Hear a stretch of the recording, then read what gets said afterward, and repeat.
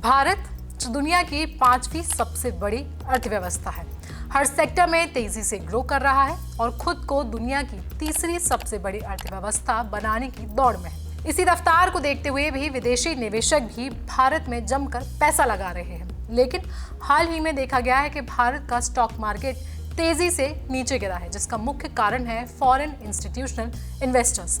जब विदेशी निवेशक भारतीय स्टॉक मार्केट में पैसा लगाते हैं तो मार्केट तेजी से ऊपर उठता है, लेकिन अब ठीक इसका उल्टा हो रहा है। जैसे जैसे विदेशी निवेशक भारत के मार्केट से पैसा निकाल रहे हैं, मार्केट लगातार डाउन होता जा रहा है। अब यहाँ पर सबसे 3 इंपॉर्टेंट क्वेश्चंस बनते हैं। सबसे पहला है कि विदेशी निवेशक भारत में अपना पैसा वापस क्यों निकाल रहे हैं, और उसके बाद ये सवाल उठता है कि ये अपना पैसा निकालकर कौन सी कंट्रीज में निवेश कर रहे हैं, और सबसे आखिर में जब विदेशी निवेशक अपना पैसा निकालते हैं तो इसका भारत की अर्थव्यवस्था पर क्या असर पड़ता है।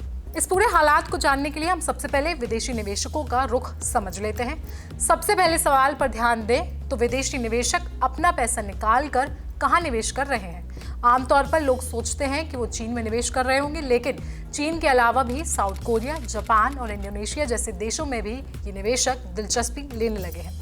डिजर्व की एक रिपोर्ट के अनुसार 21 अक्टूबर 2024 तक इन 3 देशों में लगभग 18.5 बिलियन डॉलर का निवेश किया जा चुका है, जबकि इसके इतर 1 से 17 अक्टूबर के बीच भारतीय मार्केट से 8.48 बिलियन डॉलर पैसा निकाला गया है। आप अपनी स्क्रीन पर एक टेबल देख रहे हैं जिसमें कंट्रीज के नाम लिखे हैं, ईयरली इन्वेस्टमेंट और मंथली इन्वेस्टमेंट लिखा है। भारत के ऊपर ध्यान दें तो अक्टूबर में यहाँ से पैसा निकाला गया है, लेकिन अगर पूरे साल की बात करें तो अभी भी विदेशी निवेशकों का कुछ पैसा भारत में है, जबकि साउथ कोरिया में शुरुआती तौर पर देखा गया था कि वहाँ पर पैसा बहुत ज़्यादा लगाया गया है और कम निकाला गया है। इन चारों देशों में से सबसे ज्यादा पैसा अगर किसी के पास अभी है तो वो जापान है, क्योंकि वहां पर साल भर में भी बहुत सारा पैसा लगाया गया और 1 महीने में भी कई गुना पैसा लगाया गया है। टेबल से ये स्पष्ट है कि सबसे अधिक निवेश जापान में हो रहा है।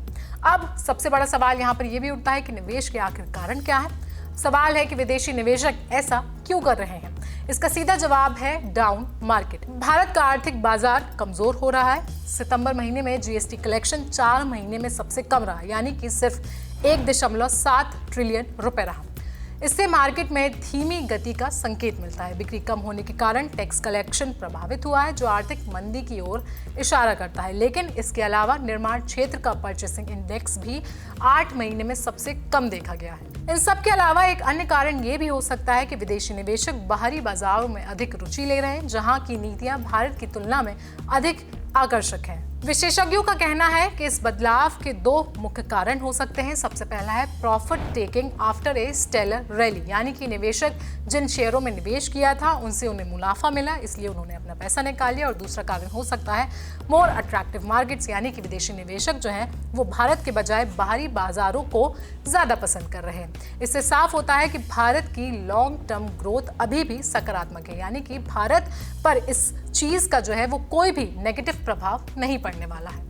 पोर्टफोलियो बैलेंसिंग पर ध्यान दें तो एक अन्य कारण पोर्टफोलियो बैलेंसिंग भी हो सकता है। निवेशक सोच रहे हैं कि यदि उन्होंने भारत में ही अपना सारा पैसा लगा रखा है तो वो इसे अन्य देशों में निवेश कर संतुलन बनाने की कोशिश कर सकते हैं, ताकि से पैसे लगाने में रिस्क कम हो। अब बात करें अगर घरेलू निवेशकों की, तो इस सब के बीच ध्यान देने योग्य बात यह है कि जबकि विदेशी निवेशक पैसा निकाल रहे हैं, लेकिन घरेलू निवेशक लगातार अपना पैसा मार्केट में लगा रहे हैं। यदि 15 साल पहले ऐसी स्थिति हुई होती तो निफ्टी 15% तक गिर सकता था, लेकिन अभी ये केवल 5 से 6% तक गिरा है। इसका मतलब है कि घरेलू निवेशक अभी भी निवेश में विश्वास रख रहे हैं। रिपोर्ट्स के अनुसार सिर्फ अक्टूबर में घरेलू निवेशकों ने 8 बिलियन डॉलर का निवेश किया है। आखिर में बात करें भारत के भविष्य की, तो सवाल उठता है कि क्या भारत के लिए ऐसे हालात नकारात्मक साबित होंगे।